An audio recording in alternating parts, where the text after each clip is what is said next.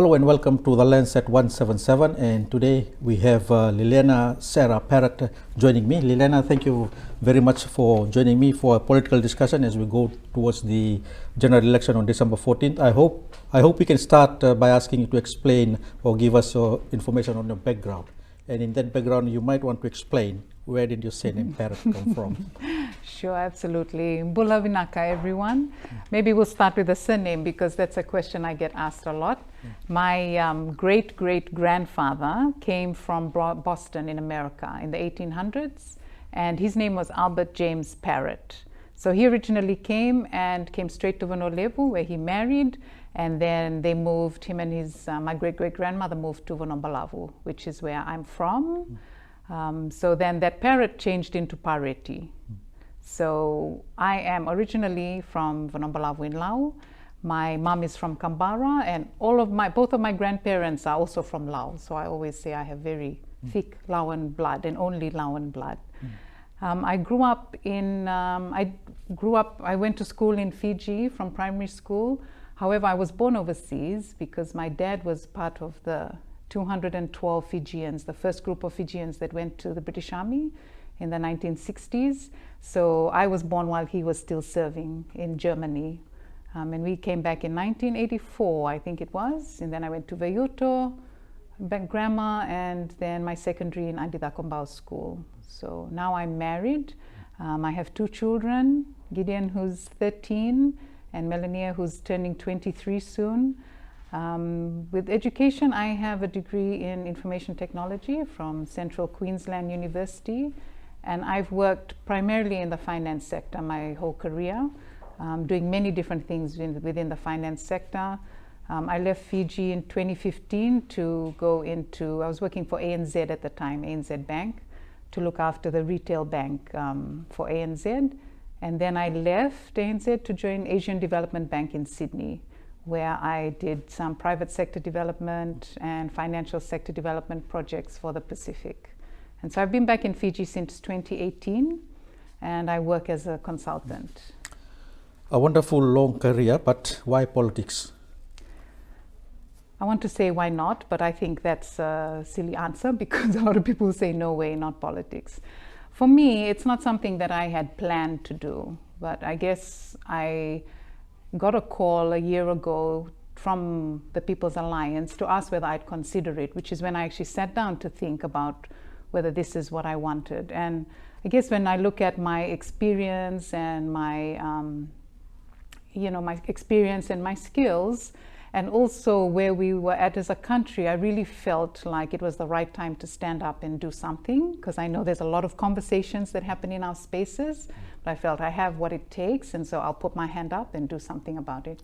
So what are you finding at campaigns? What are the people telling you in terms of good governance, in terms of what's needed for the country? Yes, I find, well, there's a lot of things that are coming out through campaigns. I think one of the things that are most prominent seems to be the lack of opportunity, the lack of, I guess, just people trying to get from where they are to the next level. There seems to be also a sense of hopelessness in a lot of situations, like this is the way it's always going to be, and I've just accepted it. That's not something that sits well with me, which is why I get very passionate about doing something about it. But really, that's it. Just the lack of opportunity to move up. Yeah. And what issues are dear to your heart that you are working on to pass across to the voters? Yes. So that there's change in them? Yes. So that is actually an issue that is what I just spoke about is very dear to my heart. And I think for me, it's because from my experience and my background, I understand that I've had a lot more access to things than other people. And because of that, I feel like I have a responsibility to get alongside those that might not have had the same opportunities as I did. So when I see that there's people who feel like they can do nothing else with their situation, that's something that really affects me deeply. And I want to make sure that I do all I can to provide pathways or guidance for them. So that's one. The second thing that's really important to me is mental health. I have found in my own journey, but also moving around, that so many things that we're struggling with today goes back to our health mentally. You know, even if we look at the physical state of things, like in terms of health, you know, we know very well that NCDs are over 80% of deaths. And if we track back to the root cause, a lot of it can point back to stress levels, just abuse, domestic violence, but we don't have enough access to good support when it comes to mental health. So those are the two key things for me. When you were announced as a candidate for the People's Alliance, there was a small bump you faced in terms of a comment you made that was deemed racist. You were dropped from the list of candidates, then you came back on. Have you made peace with the party over that issue? I didn't at any stage feel like there wasn't any peace with the party, like there wasn't any disruption with the peace. That article though, so it was an article, right? And so the article was actually posted by the party. So I didn't post the article. So when it went out, we're okay with the hierarchy. So the whole dropping of my name from the list of candidates, I didn't think was related. I know the reporters have asked me whether I thought it was related. I said I didn't think so, and I would be disappointed if it was. But in terms of your question, going back to the hierarchy, I don't feel like I had any peace to reinstate because I didn't have any issues with them. So why was your name dropped there? I don't know. I mentioned this in the interviews on the day, that the reason that was given to me was that it was a decision by the party leader. The party leader and I haven't had a conversation specifically about this. I came back onto the list and we've been very busy since. I understand though in an interview he mentioned electorate concerns, which I believe has something to do with the votes that I might bring in. So at the moment, it's just the party leader himself knows. Maybe when he comes on the show, you can ask him. In that note, can you describe Siti Venerabuka's leadership as you see him today? As I see him today, yes. So I've actually had not the word advantage, but I've been able to work closely with him, especially when I first came into the party. And his leadership, I would say, it's very different to any other leadership that I've experienced. And I've been through a lot of leaders in my career. He's very thoughtful and decisive in his leadership. And one thing that my favorite thing about his leadership is that he's always open to learning new things, which I find quite surprising. Something I didn't expect, because of course he's in his mid-70s, he's got all of this experience. When I first came into the party, there were a lot of different things I suggested, and he always made the time to listen, to consider, and often took up what I was suggesting, which I find very unusual for someone of his caliber and experience. Your party is in partnership with the National Federation Party. Yes. Why should these two parties be given a chance to form the next government? Well, first of all, not only the leadership, because I have a lot of confidence in both Biman Prasad and Siti Venerabuka, very good, strong, decisive, learned, experienced leaders. That's one.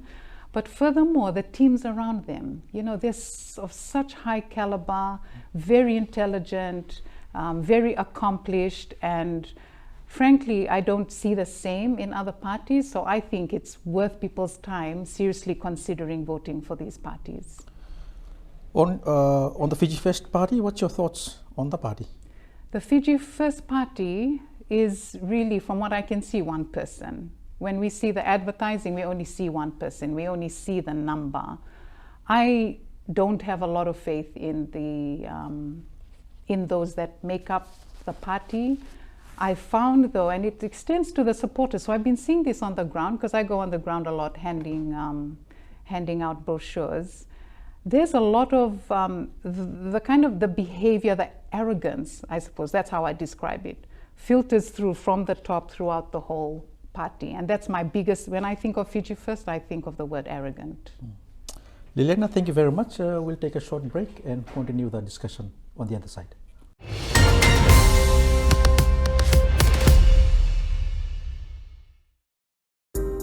We were around when the deed was first signed. We were around when the first car engine roared. We were around when the very first was crowned. Through devastations, jubilant celebrations, and the milestones. We will continue to be around to bring you all the stories first.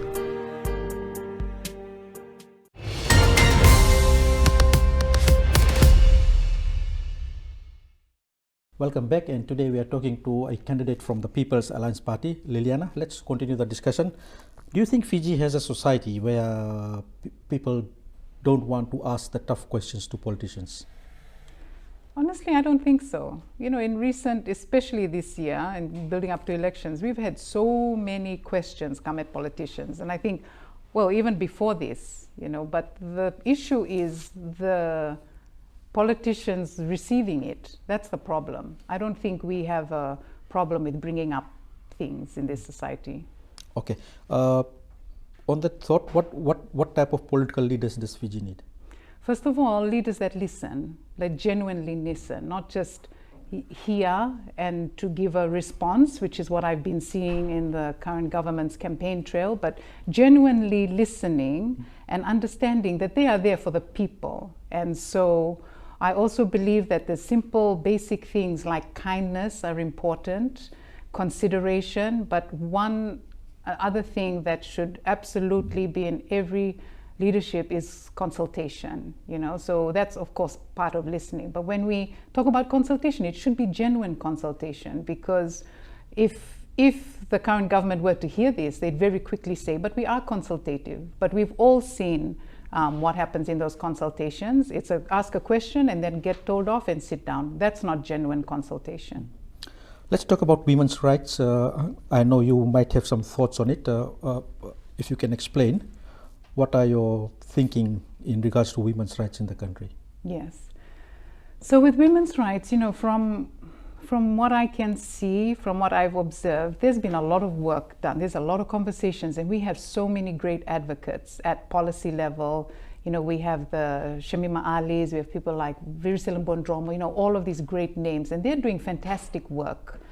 I feel though, what I've seen in the work that I do is that right now the issue isn't so much at that level. Yes, there's things that we still need to do, because we also talk about things like temporary special measures that we need to take on. But at the home level, you know, for us culturally, the women's rights and men's rights are different. So no matter what's at policy level, when you get into the home, it's still the same, okay? The woman in the kitchen and the man outside. So a comment that I was talking about earlier on another interview was that when we get into government, this is an important area of intervention. How can we bring this into the everyday in the home? Because once that starts to change, it also gives the woman confidence. It starts to influence the children that are in the home because they're seeing it, and then things will get better at that point. So that's where I feel the problem is at the moment when it comes to women's rights. You've explained in the beginning your career, your background, you are educated and very career-minded. Do you think girls in Fijian schools have the choice to make an opportunity to decide on their future at a very young age? Do you think that opportunity is there currently? I do think they have the opportunity, you know, as individuals, but I guess that would also come down to the environment that they're in. I was very fortunate because I was born overseas and I spent my early years there, and my dad, he actually spent 22 years in the army, so he'd already been there for a good 18 years by the time I came, so he was quite different from the traditional male, yeah, so he gave me the opportunity to explore whatever I wanted. So I think for young girls, I think it depends on what that situation is like at home. But when the young women start to come into school, I think the education system itself starts to constrict that. So our education system is not broad enough to allow young girls or boys even for that matter to explore where their strengths are, what they like, what they don't like, because then we just have to fit into, doctor or lawyer or engineer, and so that constrains that. So it's like a yes and a no, if you like. What personally can you do to advance women's rights in Fiji? If you were asked to do something, what would that be? So that's a good question. Thank you for asking me that. I've been doing a little bit of work in the past few months with a good friend that I've made who comes in and out from overseas, who does this work in Brisbane. And one of the key things for our society, because if we talk, I'm talking specifically for this purpose just for the Itoke, because the church has such a big influence, and over 70% of Itoke are Christians. Now, what we've seen is a disconnect in what the church is talking about when it comes to human rights and what we are trying to do. And so the work that we have been doing, and this is something that I would continue to do when it comes to women's rights, if I were given the task, is to work at that home environment coming through the faith outlets, if you like, because for us, we hold our faith and our pastors in very high regard, and if they are not preaching from the pulpit in alignment with what we're trying to do, then there will always be that disconnect. So that would be a section, an area where I would look at it, where I would involve myself in. Given the level of violence at home being reported in Fiji, will that be a big task to take on? It will be a big task, but I think, sometimes, Anish, with these big tasks, sometimes we just think like it's so big and we better just not touch it because it can't be fixed. But sometimes I believe that we need to start the work. I might not be around to see the end of it, but every journey starts with a first step, right? So yes, it'll be a big task, but the journey needs to start somewhere.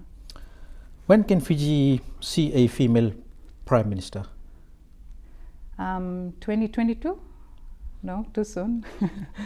I think Fiji, this is an interesting one because, moving around, I think Fiji can have a female prime minister. I think we've got many great women who can be the prime minister. Whether they want to be the prime minister or not is another thing, because that's something with us women as well.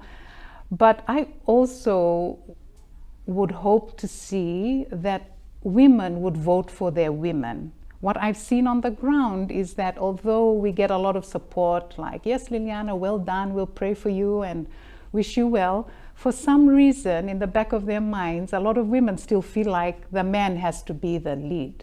So I feel like for a woman to be a prime minister, it'll really need our women to come up alongside that idea. And why do you think that belief is that amongst the women that a man should lead? I think it goes back to cultural as well. It really does. It's something that's been ingrained in us. The man is the head of the house, the man takes the lead, we are the support. That's what we learn in our culture, that's what's preached in church. So I feel like that's the general feel. I've also seen in my husband is Indo-Fijian, in his culture is very similar like that. It's the man that takes the lead. So somewhere in our brains we kind of feel like, yes, we are there, but we can be support and the man will always be ahead. Comments made by Andy Salai of the Fiji First Party in recent weeks. Yes. You must have followed it. Yes. Does that do damage to how women politicians are projecting themselves in this election? Absolutely.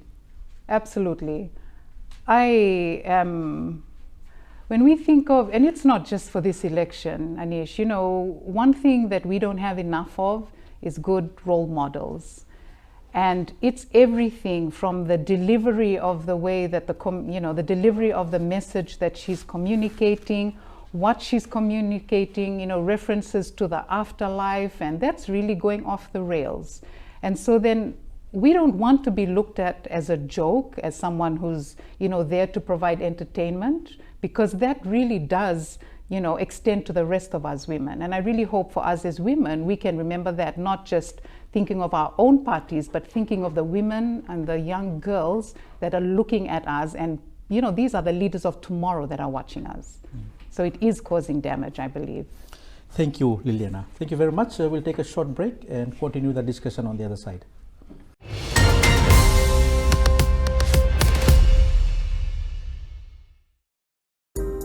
We were around when the deed was first signed. We were around when the first car engine roared.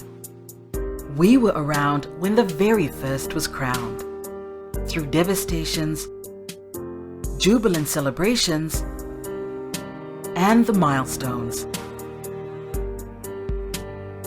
We will continue to be around to bring you all the stories first.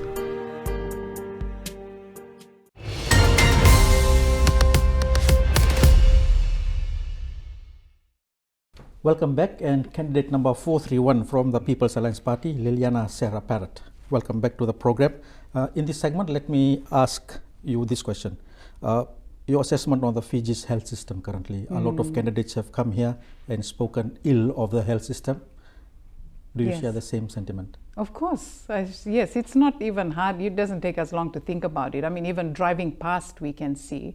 And it's, it annoys me that the government keeps on saying how wonderful the health system is. So the health system is not just the infrastructure, the physical infrastructure, right? The way I see the health system is a combination of, the mental health, preventative health, the physical infrastructure, the resources that are in it.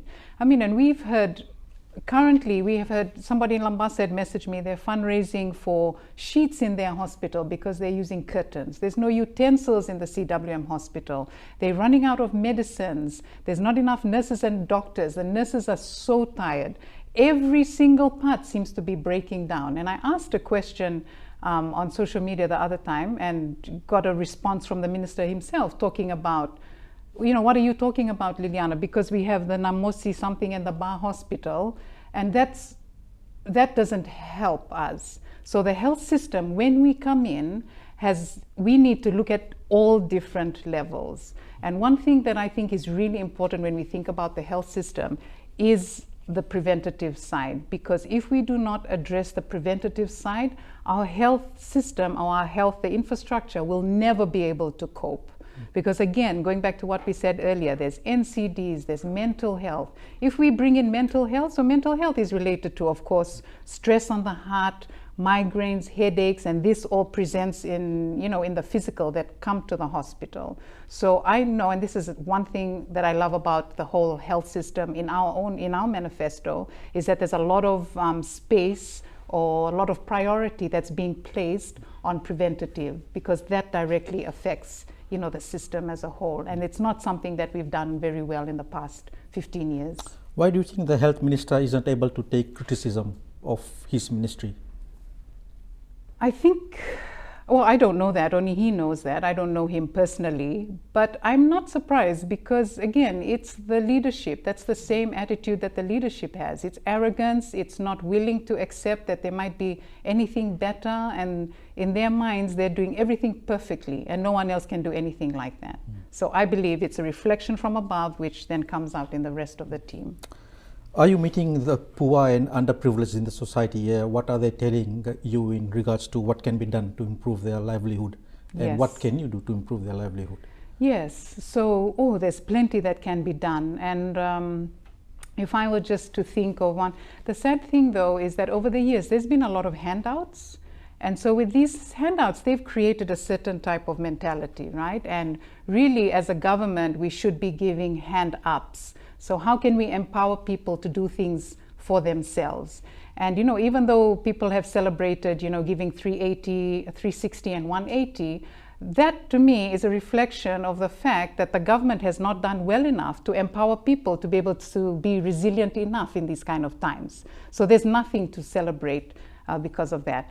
Now, one thing I think we need to do better is I've noticed that there's a lot of data around and reports that we haven't actually used. So I've seen FCOS does some great surveys with these communities. There's another NGO called SEEP that have all of this data that really point down to the root cause.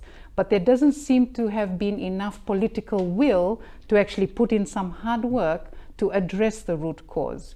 So when we're trying to work on problems like this, the challenge always becomes, what are we going to do? Because we want to show, obviously people in government will want to come in the next elections, and there's only 4 years. So it's very similar to us in the private sector, right? We get a role, we've got 3 years. So we want to do things to show that we are a high performer so that we get a better role. And so for me, like being in Vanuatu, for example, I had a similar thing. We have to do it in combination with initiatives that we need to start that we might not necessarily see the end of. So as leaders, and I should have mentioned this as an important characteristic of leaders, we need to have an eternity mindset. We need to think generationally. So when we come in, we will of course, we have said in our manifesto already, all the social services, all of that is going to remain, but we will also have to take a lot of this great data and reports and recommendations and also start some things that may again come to fruition after our time, because these are 15 years is a long time, right? And so this is a whole generation. So in order to support that evolution of mindset thinking, we will have to start some things that we probably won't see the end of. So just to come back to your question, what we will do to the poor and the underprivileged is to use a lot of data that we already have and bring about initiatives that will benefit in the long term and also the short term, and that's where the tricky part will come, because there has to be a balance. Every time you hear the Prime Minister say, leaving no one behind, how do you feel? Oh my goodness, Anish. Every single person in the communities that I have been around has been left behind. Those are the worst words that we can ever use. And I don't know whether you've noticed, but they haven't been using it recently, saying we leave no one behind. That's because more than half of our population has been left behind. So quite frankly, it's just untrue. And if he wants to challenge that, then we can go together and I can show him who's been left behind. Talking about the People's Alliance Party manifesto that came out recently, is there anything there that's missing that you would have loved to see it was there? Yes, in a way. So the way our manifesto is done is that it's detailed enough to help us hit the ground running. You know, we've covered all the industries, all the sectors, everything is covered there. The thing I would have liked is for there to be a little bit more detail. We're unable to do that too, because we cannot set things in stone at this point, because we will have to come in, we will have to consult we've already put there, this is our ideas based on what people have told us, this is our recommendations, and this is what we think. I am the type of person that likes to go in and already have a lot of detail. So in terms of there isn't anything that I can think of that's missing. We've covered everything from, like I said, the primary industries to gender, but it's just the level of detail, but that has to be done when we come in. Why should Fiji have a new government? Well, first thing, I think there's two things off the top of my head. The first thing is for governance, like good governance. So it's important that there's a term limit, not only in government, but we also see it in private sector, right? And the reason for that, there's a number of reasons for that, but one of the key things is that we need to give room for new, fresh ideas, new way of doing things. If we really want what's best for the country, then we should have a term limit. We should also, I believe, good leaders themselves should put their hands up and say, you know what? I've been here for over 10 years. It's time to give it to someone else, to have the humility and the wisdom to be able to do that. That's one, from a governance side. The second thing is, this government is not good for this country. We have people in national leadership that are rude, that are arrogant, that are not listening to the people, we are not a democratic country, no matter how many times we keep on saying it, no matter how many reports come out. Whatever they're saying is happening is completely different on the ground. And when you have leaders that cannot accept that they are doing something wrong and not even willing to listen to there might be another point of view, then it's high time that they go. Does your husband hold strong political views also? Yes, very much. My husband and I him and I work together on everything, because he's such a great balance for me as well. As you can see, I'm very kind of, outspoken when it comes to my views and very determined. And so he always brings that other point of view. So far, we have been on the same page with everything. Of course, like with any married couple, we might disagree, but I'm sure everything I've said today is reflective of his as well. So how many votes are you targeting personally? Man, Anish, that's a hard question. I was just, as you know, I'm a first timer. I was thinking the other day, how do people actually estimate how many votes they're going to get? I don't know whether I'm going to get 200 votes or 2,000 votes. My target, though, I always set myself high goals. Looking at everybody's, I've set myself a target of 5,000, and that's quite steep for anyone, let alone a newcomer. So we'll see how we go with that. We are talking to candidate number 431, Liliana Sera Parrott. Finally, what's your message to the Fijian voters?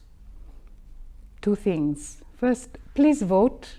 Please go and vote. Make a plan to vote. Hold off your grog party or wash down from the grog party till after you vote. If you're a parent, take your child to vote. There has never been a more important election as this one in all of our history. The second thing is, we know this government is going out. We already know that, okay? A new government is coming in. The second thing is, think very carefully about who you want in government. Be well informed. Everything is on social media. Go to social media, look at manifestos if you have to. If you don't have the patience for manifesto, just do some research on the person you're thinking of voting for, because it's your responsibility to now put in people where you feel are going to be your voice and do the right thing by you. Thank you very much, Liliana. You're It was a welcome. pleasure talking to you. Thank you. That's the program for today. Join me again soon when another candidate from another political party will be having a discussion with you.